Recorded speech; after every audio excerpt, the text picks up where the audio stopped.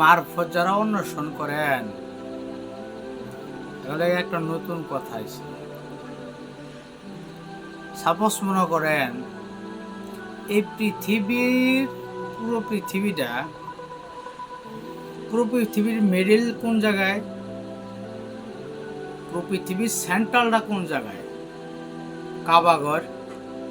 বিজ্ঞানীরা আবিষ্কার করে দেখে কাবাঘর হইল পৃথিবীর সেন্ট্রাল। এক পাশ এদিকেও না, এক পাশ ওদিকেও না, 1 ইঞ্চি এদিকেও যায় না, এক পাশ এদিকে যায় না, কাটা কম্পাস।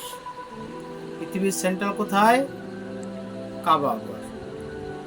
তো মনে রাখবেন, মানব দেহের সেন্ট্রাল হচ্ছে নাভি। মানব দেহের সেন্ট্রাল কোথায় দিলে? এই নাভি। এই জায়গায়। তো যাই হোক, পৃথিবীর সেন্ট্রাল যদি কাবাঘর হয়, বিশ্বমণ্ডলের সেন্ট্রাল কোথায়?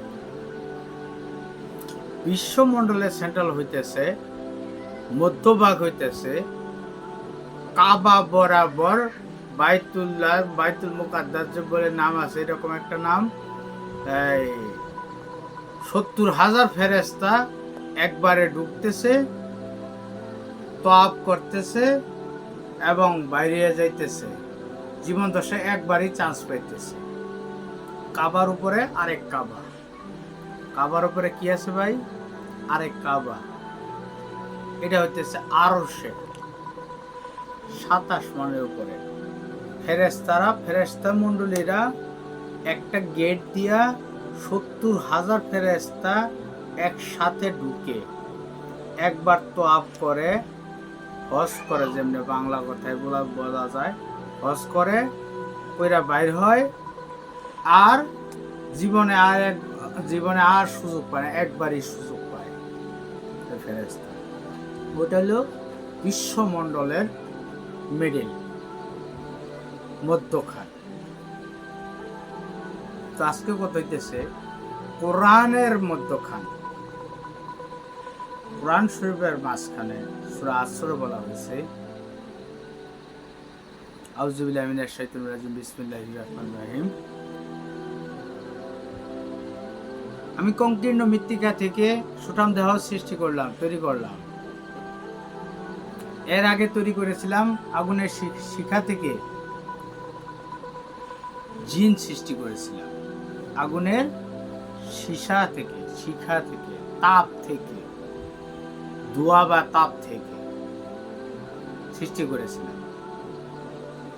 এখন সুঠাম দেহের মাঝে আল্লাহ বলতেছে, এই সুঠাম দেহের মাঝে আমার রূহ ও প্রাণ সঞ্চালন করলাম, তোমরা সেজদা করো।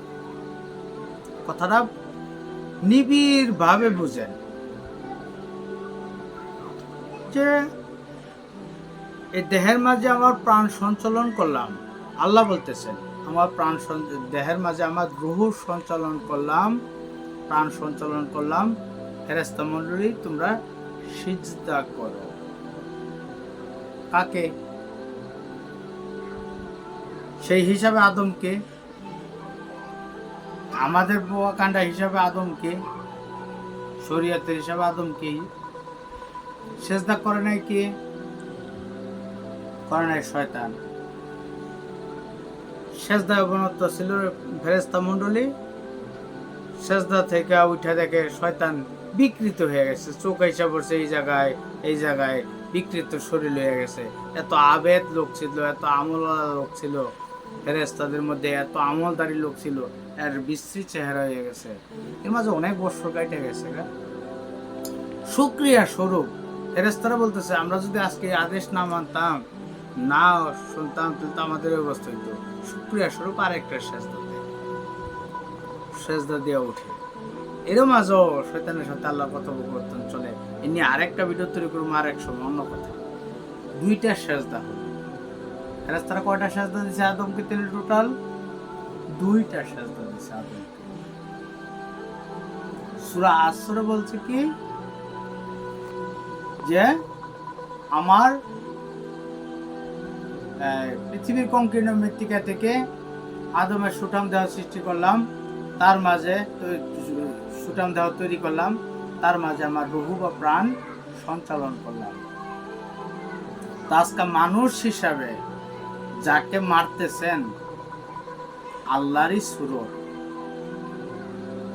আল্লাহরই সুরত। কার গায়ে হাত তুলতেছেন, কারে মারতেছেন, কারে গালি দিতেছেন, আপনি যা উনিও তা, উনি যা আপনিও তা, একই একই হিসাব।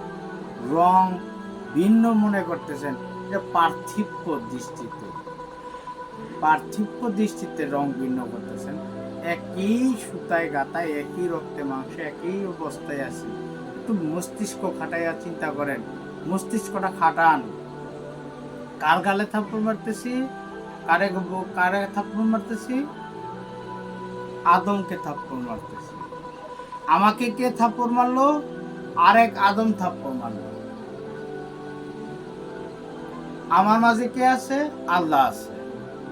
যে আমাকে মারলো সে কে? তার ভিতরে কে আছে? আল্লাহ আছে। যখন এটা বুঝতে পারবেন, হানাহানি, পারাবারি, দরাদরি, দলমত নির্বিশেষ মিটে যাবে। তাই আসুন